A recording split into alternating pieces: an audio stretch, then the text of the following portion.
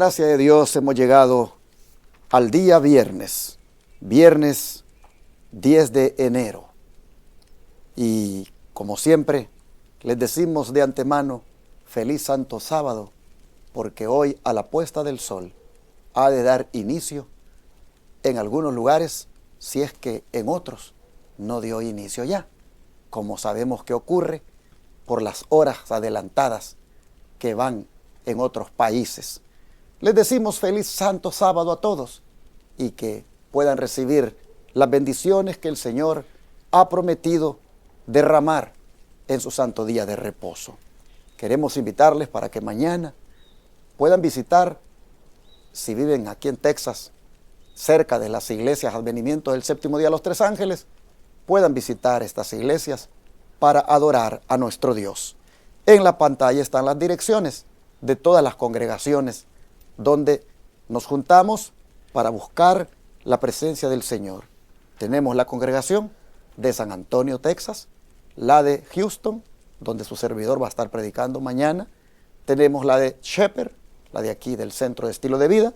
Tenemos también la de Rusk y tenemos la de Corsicana, la de Austin, la de Fort Worth y la de la Iglesia Central de Irving, Texas. En todos estos lugares el nombre de Dios estará siendo adorado. Y usted, si vive cerca de cualquiera de estas localidades, está invitado para que se junte con los que en espíritu y en verdad mañana van a adorar. Si desea que le enviemos la dirección de cualquiera de estas congregaciones, solicítela al número 214-881-4029 y con gusto se las hacemos llegar. También quiero decirle, si vive en Houston, que venga y adoremos juntos mañana. Su servidor estará predicando un mensaje de verdad presente, como siempre llamo a lo que comparto cada sábado. Pero por la tarde estaré con los hermanos de Shepherd y Houston participando en lo que es la Cena del Señor. Shepherd tendrá su culto en la mañana, pero por la tarde estará cerrado para ir a Houston y junto con los hermanos allá buscar esa consagración de nuestro Dios por medio de la cena del Señor, como le llamamos a esa ceremonia que hemos de hacer por la tarde. Están invitados, hermanos televidentes, a venir a adorar con nosotros mañana. Quiero también agradecer a todos aquellos que han estado atendiendo el llamado de aportar aquí diezmos, ofrendas y donaciones especiales. En la pantalla están las maneras de cómo lo pueden hacer este día. Tomen nota de cualquiera de ellas. Pero si desean tener más información, llamen al 214-881-4029 para que su servidor le explique cualquiera de las formas que le pueda convenir a usted utilizar para colocar aquí los diezmos, las ofrendas y las donaciones. Con los diezmos predicamos 24/7 por los 4 canales de televisión y radio. Con las ofrendas atendemos a los enfermos gratuitamente en Shepherd y también con las donaciones vamos haciendo realidad la construcción poco a poco de lo que será la escuela tipo Madison. Muchas gracias a los que este día atiendan el llamado y nuevamente hagan llegar los recursos del Señor aquí. Les recuerdo que estamos en el mes de las primicias. Hoy no es la excepción para hacerle otra vez la invitación a que le entregue a Dios la primicia correspondiente a su primer salario, para que de esa manera usted, como el pueblo de Israel, ejerza fe, desarrolle su carácter, despojándose del egoísmo y dependa de Dios y déjele ahí los resultados para el resto del año. Hemos estado promoviendo esto porque todos los años lo promovemos, de que el mes de enero hagamos el mes de las primicias y le entreguemos al Señor lo primero que recibamos en concepto de paga por cualquier servicio que prestemos o trabajo que hagamos. Dios bendiga a aquellos que también quieran participar de esta bendición, porque trae bendición, se los aseguro. Usted tendría que hacerlo para que lo compruebe, pero se lo digo porque lo he probado. Y es maravilloso lo que Dios hace en nuestras vidas. Bueno, hermanos y hermanas, no puedo dejar de mencionarle los versículos de memoria, tanto el de hoy como el de mañana. para que usted busque aprendérselos. El de hoy se encuentra en Juan 1, 19 y 20. Y dice, este es el testimonio de Juan, cuando los judíos enviaron a Jerusalén sacerdotes y levitas para que le preguntasen, ¿tú quién eres? Confesó y no negó, sino confesó, yo no soy el Cristo. Mire qué honestidad la de Juan. Aunque impresionaba su ministerio y algunos podían confundirse, él dijo la verdad, yo no soy el Mesías. Interesante. Nuevamente lo leo en Juan 1, 19 y 20. Y dice, este es el testimonio de Juan, cuando los judíos enviaron de Jerusalén sacerdotes y levitas para que le preguntasen, ¿tú quién eres? Confesó y no negó. Si no confesó, yo no soy el Cristo. Dios bendiga a aquel que se aprende este versículo, pero el de mañana no se queda atrás en cuanto a bendición. Es el que está en Juan 2:5 y dice, su madre dijo a los que servían, haced todo lo que os dijere. En otras palabras, hagan la voluntad de Él. Mire qué cosa, su madre no dijo hagan lo que yo diga, como enseña hoy el catolicismo. No, Él dijo hagan lo que Él les diga. Ojalá aprendieran muchos que están tristemente equivocados detrás de lo que ella diga o detrás de lo que ella mande y haciendo lo que ella dice. Hermanos, ella misma dice, hagan lo que Él os dijere. Su madre entiende que hay que hacer la voluntad de Cristo. Ojalá y todos entendiéramos esto y hagamos lo que Él nos diga, hermanos. Una vez más, el de mañana, Juan 2:5, su madre dijo a los que servían, haced todo lo que os dijere. Habiéndoles compartido estos dos versículos de memoria, quiero ahora invitarle a mi hermano Mario Matos para que les salude, ya que con él voy a desarrollar el resumen de la lección. Hola, ¿qué tal amigos? Aquí estamos de vuelta para concluir lo que es la lección de esta semana, agradeciendo a Dios realmente porque la verdad es que ha sido muy sustanciosa, al menos para mí y me imagino que para cada uno de ustedes también. Nos hemos edificado, ¿verdad? Nos hemos alimentado espiritualmente durante toda esta semana y es un gusto para mí estar aquí acompañando al pastor enamorado para continuar con lo que es el cierre ya de la lección de esta semana. Que el Señor les bendiga grandemente a todos y sería bueno que nos postrásemos, ¿verdad?, para pedir la bendición de Dios.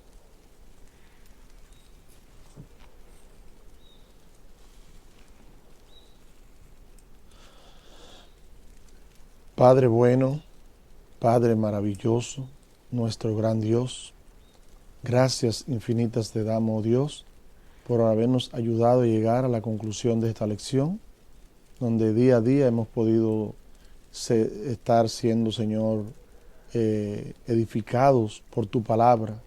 Hemos estado aprendiendo lecciones de salvación y vida eterna, y te agradecemos infinitamente y te pedimos que tú puedas, Señor, consolidar en la mente de cada uno de nosotros tu palabra, que pueda imprimirla, que pueda allí registrarla, Señor, que ella pueda ser como una antorcha alumbrando nuestro camino, nuestro caminar por este mundo.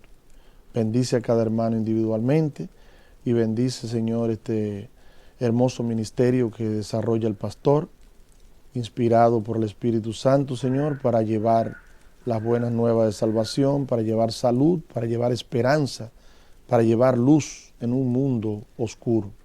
Favores que te suplicamos, Señor, en el nombre y por los méritos de Cristo Jesús, nuestro Señor. Amén.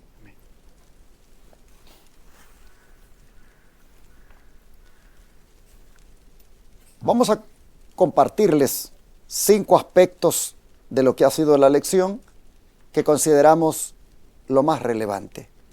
Por ejemplo, el primero de ellos es en referencia a la razón por la cual Juan el Bautista fue llamado al desierto.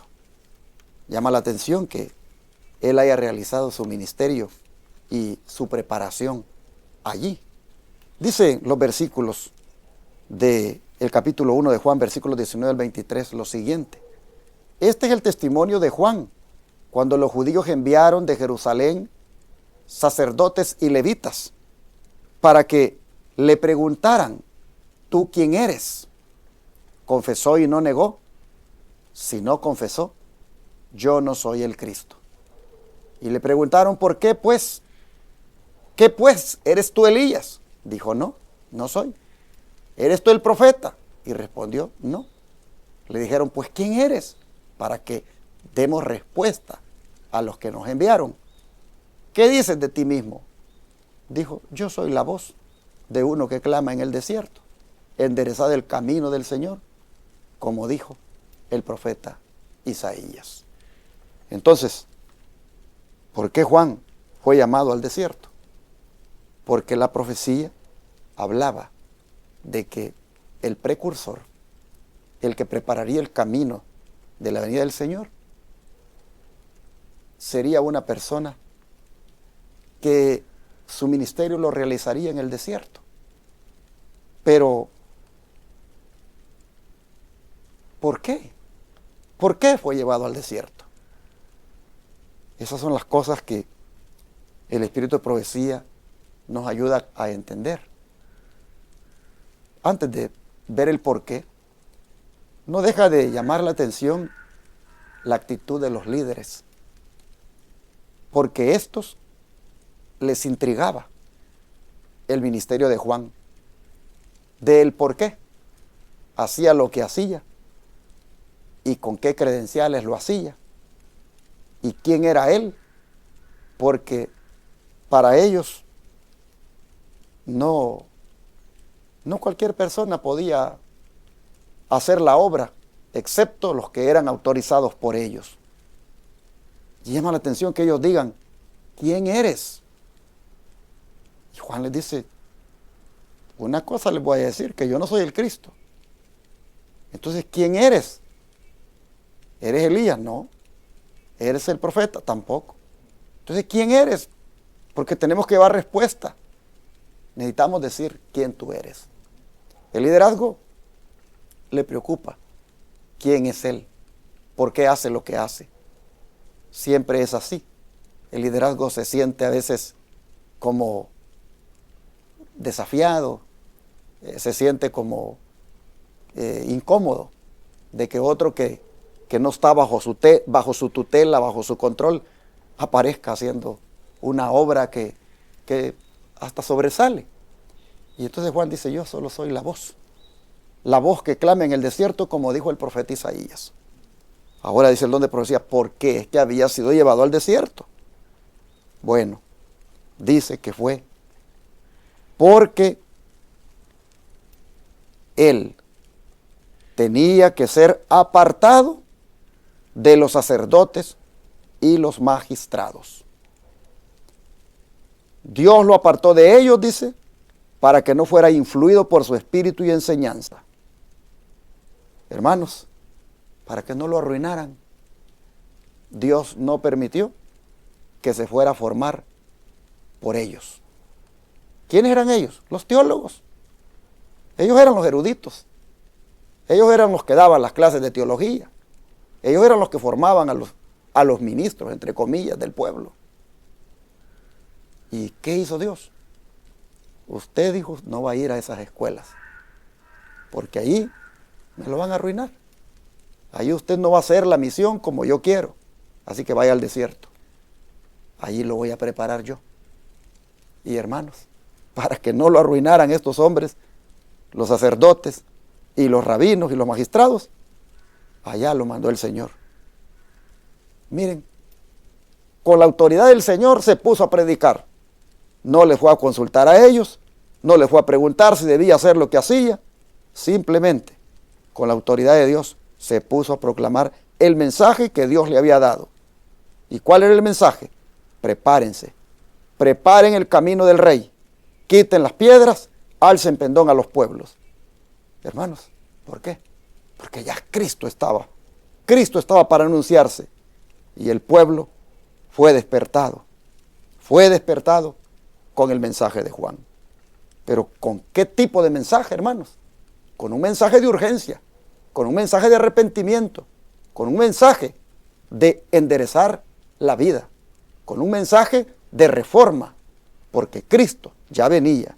No era un mensaje de paz y seguridad, no, sino un mensaje de prepárate para encontrarte con tu Dios. El hacha ya está puesta, decía Juan. Hagan frutos dignos de arrepentimiento. No sean hipócritas, qué tremendo.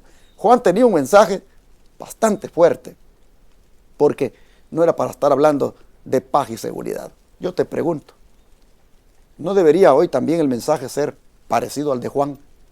Un mensaje que te haga despertar, un mensaje que te haga reflexionar, un mensaje que te haga ver tu condición, y no el mensaje de paz y seguridad que todo el mundo habla. El mensaje que se volvió hasta ecuménico ya, porque todos tienen que estar en la misma sintonía. Un mensaje que no ofenda, un mensaje que esté enfocado en los sentimientos, un mensaje que esté enfocado en las emociones de las personas, un mensaje que no te lleva a un cambio de vida. Eso es lo que todos predican. Todo está bien. ¿Qué ley dominical? ¿Qué marca de la bestia? ¿Qué señales de lo que está ocurriendo? No, de eso no se está hablando. Todos están en la onda del cambio climático, todos están entrando en la onda del sábado verde que el Papa promueve, todos están ahí, hermanos, durmiendo, cuando hay todo un movimiento en pro de un establecimiento de la ley dominical aquí en Estados Unidos.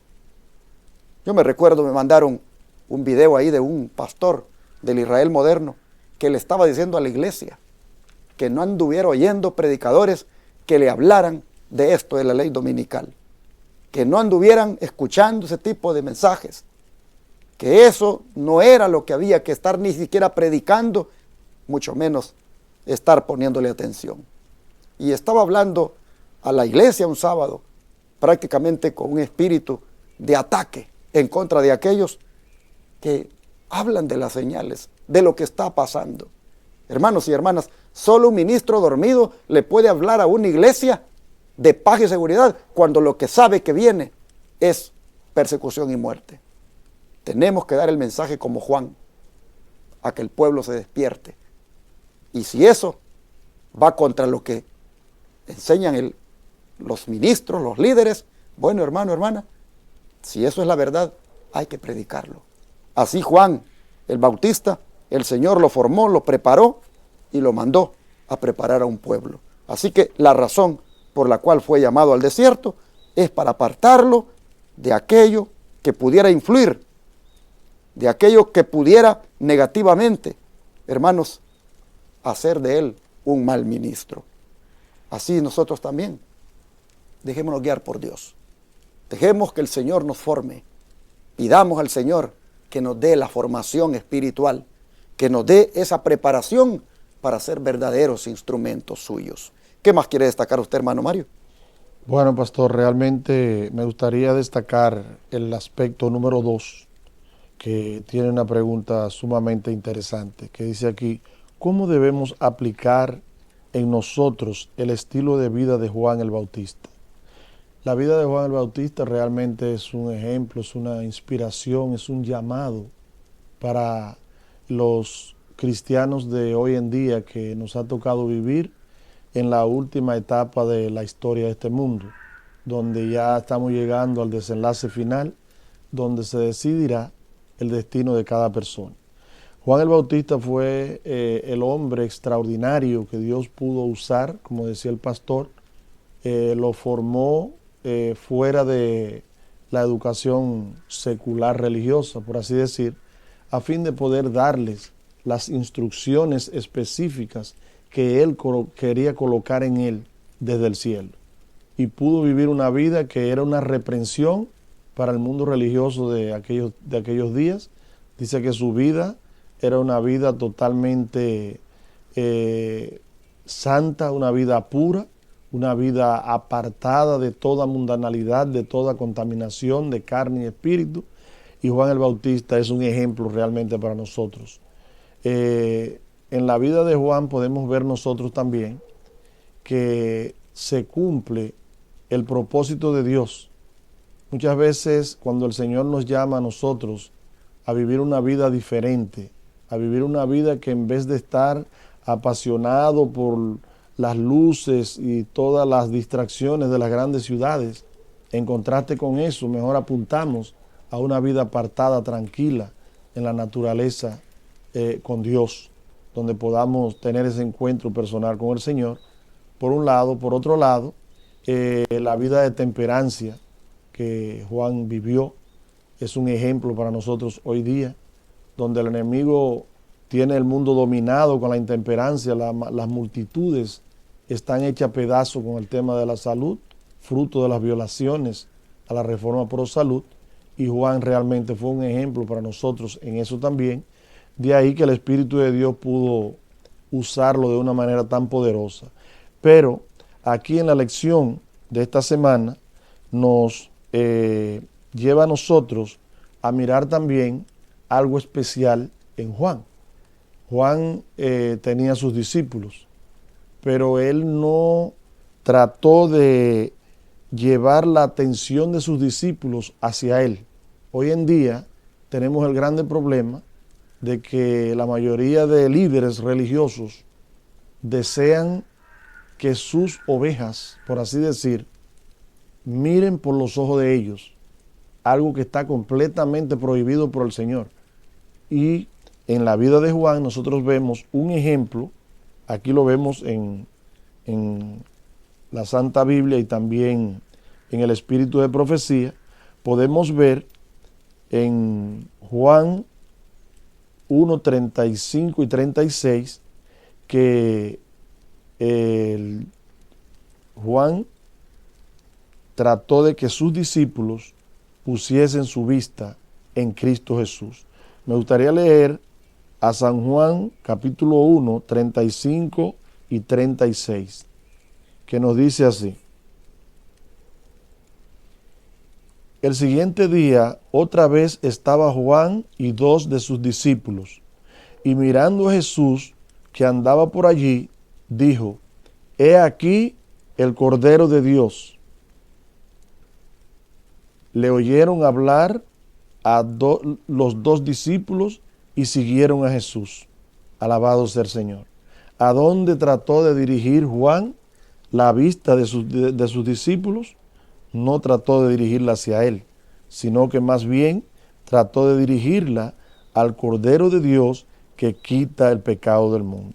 La pluma inspirada también, el Espíritu de Profecía, el Señor nos dice aquí que al día siguiente, después del bautismo de Cristo, mientras dos discípulos estaban cerca, Juan volvió a ver a Jesús entre el pueblo.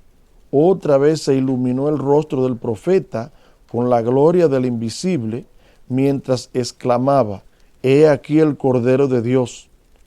Las palabras conmovieron el corazón de los discípulos. Ellos no las comprendían plenamente. ¿Qué significaba el nombre que Juan le había dicho? Cordero de Dios. Juan mismo no lo había explicado. Dejando a Juan, se fueron en pos de Jesús. Qué maravilloso sería si los ministros de hoy en día hicieran esto. En vez de llamar la atención hacia sí, llevar la atención del pueblo hacia Cristo Jesús, el gran Cordero de Dios que quita el pecado del mundo. Los que predicamos la palabra hoy en día tenemos ese gran desafío, ese gran compromiso de traer las personas a mirar a Cristo Jesús. Amén. Quiero también, hermanos, destacar cómo Juan y Andrés, ellos cuando conocieron a Jesús, mostraron verdaderamente un deseo de querer servirle, de querer seguirle. Y eso es algo que hay que aprenderlo. Debemos imitarlo. La Escritura dice en Mateo 4, 18 y el 21, que andando Jesús junto al mar de Galilea, vio a 2 hermanos, Simón llamado Pedro y Andrés su hermano, que echaban la red en el mar porque eran pescadores. Y les dijo: venid en pos de mí, y os haré pescadores de hombres. Ellos entonces, dejando al instante las redes, le siguieron. Luego dice, pasando de ahí vio a otros 2 hermanos, Jacobo, hijo de Zebedeo, y Juan su hermano en la barca con Zebedeo su padre, que remendaban sus redes, y los llamó. Y ellos, dejando al instante la barca y a su padre, le siguieron. ¿Qué les parece? La manera espontánea de cómo ellos respondieron al llamado. Dejaron, hermanos, sus actividades, porque miraron que Jesús los llamaba. Hay veces cuando hacer este tipo de decisiones radicales nos cuesta. A veces no estamos dispuestos a dejar lo que estamos haciendo por servir a nuestro Señor. Y por ahí no podemos ser bendecidos con ese privilegio de ser instrumentos en las manos de Dios. Hermanos, cuando uno de verdad ama al Señor, uno debe estar dispuesto a darle a Él el primer lugar. Aquí nosotros miramos que estos primeros discípulos fueron un ejemplo. Mencionan a Juan y Andrés porque ellos hasta un día se fueron detrás y le dijeron, ¿dónde moras? Y él les dijo, vengan y miren. Y como ya eran las 4 de la tarde, la hora 10, dice mejor, se quedaron con él. Es decir, ya no regresaron, se quedaron con él. Amén. Hermanos, eso es lo que necesitamos nosotros, quedarnos con Jesús. Pero para eso hay que buscar del Señor. Y si Él nos está llamando en este tiempo, respondamos, hermanos. Amén. Respondamos al llamado. Aquí dice el don de profecía, que Andrés, hermano de Simón, y Juan, quien iba a ser después evangelista, fueron los primeros discípulos de Cristo y movidos por un impulso irresistible, siguieron a Jesús, ansiosos de hablar con Él, aunque asombrados y en silencio, abrumados por el significado del pensamiento. ¿Es este el Mesías? Hermanos, querían asegurarse si Él era. Habían oído a Juan que lo había presentado como el Cordero de Dios y buscaban escuchar de su misma boca si Él era o no. Así que lo seguían. Dice el don de profecía que Jesús sabía que lo iban siguiendo y que esas eran las primicias de su ministerio, y que había gozo en el corazón del Maestro Divino al ver a esas almas responder a su gracia. Pero volviéndose les preguntó que qué buscaban, y con eso quería dejarlos libres para volver atrás o para expresar su deseo. Eran las primicias de su ministerio, pero les dio la libertad de querer quedarse con Él o irse. Y hermanos, ellos fueron tan inteligentes que se quedaron con Él. Amén. Ojalá que nosotros también expresemos el deseo de querer quedarnos con Jesús y que le sigamos. Busquemos, hermanos, seguirle, sobre todo hoy cuando muchos no lo siguen. Es más, hoy cuando muchos hasta se están yendo de regreso, porque le siguieron, pero por alguna razón ya no quieren seguirle y se están yendo. Hoy cuando hacen eso, algunos, porque se van otra vez a la apostasía, mire, usted como Juan y Andrés, elija seguir a Jesús y quedarse con Él, porque eso va a traerle bendición a su vida. Eso es algo que debemos aprender y aplicarlo. ¿Qué más, hermano Mario? Bueno, mi querido pastor, me gustaría comentar acerca del aspecto número 4, que nos dice aquí, ¿cómo puede inspirarnos la pronta declaración de Natanael? Para esto me gustaría invitarle a buscar en la Santa Biblia, en San Juan 1, 46 al 49, a ver cómo fue que Natanael respondió al Señor Jesucristo. Natanael le dijo, ¿de Nazaret puede salir algo bueno? Le dijo Felipe, ven y ve. Cuando Jesús vio a Natanael que se le acercaba, dijo de él, he aquí un verdadero israelita, en quien no hay engaño. Le dijo Natanael, ¿de dónde me conoces? Respondió Jesús y le dijo, antes que Felipe te llamara, cuando estabas debajo de la higuera, te vi. Respondió Natanael y le dijo, Rabí, tú eres el Hijo de Dios, tú eres el Rey de Israel.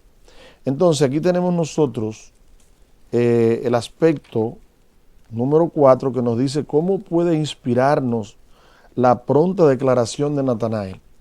Debo decirles que la pronta declaración de Natanael es un producto primeramente de la obra del Espíritu Santo, obviamente, pero es un producto también de la obra que Juan el Bautista había realizado.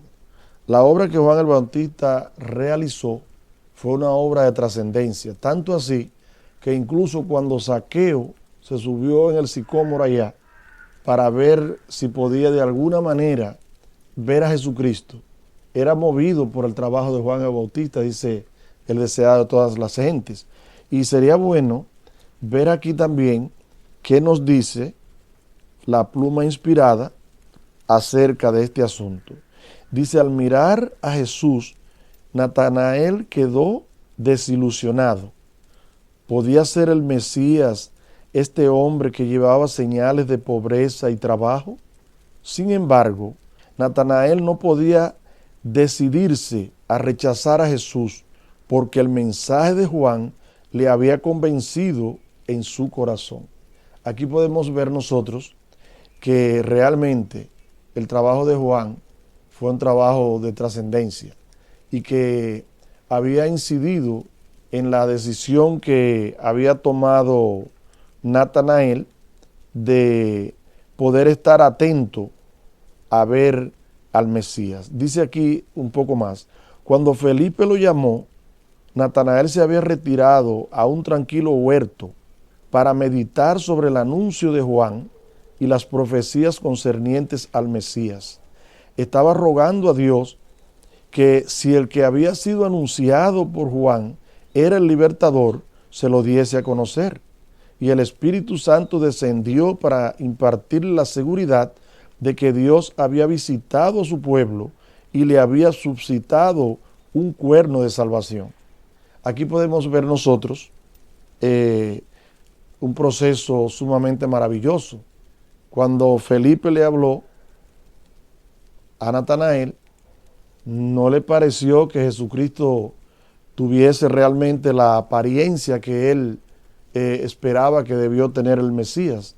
No obstante eso, él no se atrevió a rechazarlo completamente, porque ya el mensaje que Juan le había dado acerca del Mesías, en cierto sentido lo había convencido y él estaba en espera de ello. Por lo tanto, decidió mejor retirarse a conversar con Dios para ver qué le decía el Señor. No podía definitivamente hacer un rechazo total acerca de Cristo porque tenía esa incógnita de que cuidado si es Él o no es, aunque en mi mente no tiene la apariencia que yo esperaba, pero mire cuán hermoso es nuestro Dios que fue y lo completó allá, donde él estaba conversando en oración con el Señor para que le dijese si en verdad debía aceptar o no al que Felipe le había dicho, y el Señor allí completó la obra. Lo que significa que nosotros, esto, como dice aquí, ¿cómo puede inspirarnos la pronta declaración de Natanael? Bueno, yo entiendo que nos puede inspirar a nosotros sembrar la semilla del Evangelio, ¿verdad?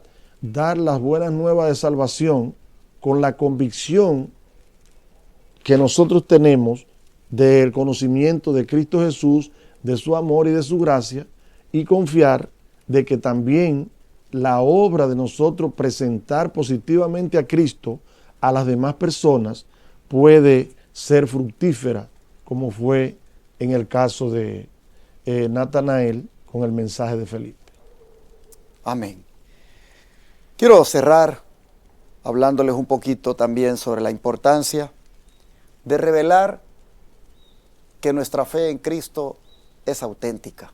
Amén. Y esto solo se puede manifestar cuando uno la comparte. Por eso pregunta el autor que qué es lo que revela si nuestra fe en Cristo es auténtica o no. Bueno, es que uno divulga lo que ha recibido, lo que ha conocido. Una de las características que se destacan de la iglesia cristiana que había en Roma es que Pablo dice que en todo el mundo, dice, se habla de vuestra fe. Era una iglesia muy misionera y por todas partes se escuchaba de su fe. Eran conocidos porque divulgaban su fe. Oh, hermanos, eso es lo mismo que debemos hacer nosotros. Amén. Por eso dijo Cristo, que el que oiga diga ven, que el que tiene sed beba, pero también el que oiga diga ven. Que también, hermanos, compartamos con otros. Dice el don de profecía que cuando uno ha recibido la verdad con amor, lo hará manifiesto en la persuasión de sus modales y el tono de su voz. Y dará a conocer lo que él mismo oyó, vio y tocó de la palabra de vida, para que otros tengan comunión con él por el conocimiento de Cristo. Su testimonio de labios, tocados por un tizón ardiente del altar, es verdad para el corazón dispuesto a recibirlo y santifica el carácter.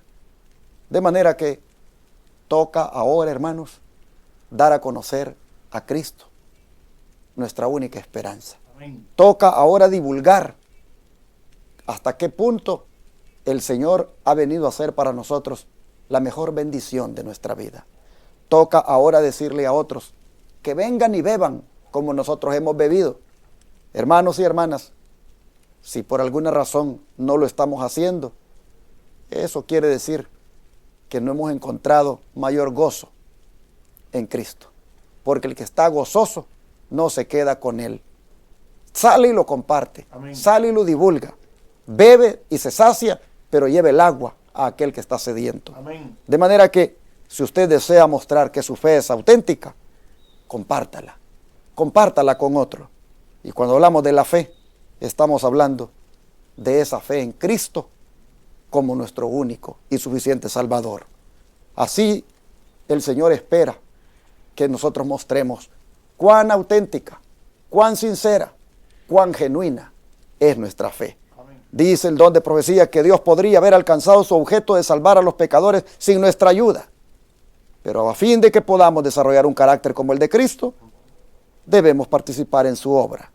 Y a fin de entrar en su gozo, el gozo de ver almas redimidas por su sacrificio, entonces debemos participar de sus labores en favor de su redención. Amén. Dios nos bendiga para que esta semana, aplicando los principios de esta lección, nosotros, hermanos, podamos verdaderamente ser cristianos genuinos, cristianos verdaderos y cristianos que siguen a Cristo y se quedan con Cristo. Amén. Vamos a orar para pedir al Señor que nos bendiga aplicando estas lecciones a nuestra vida.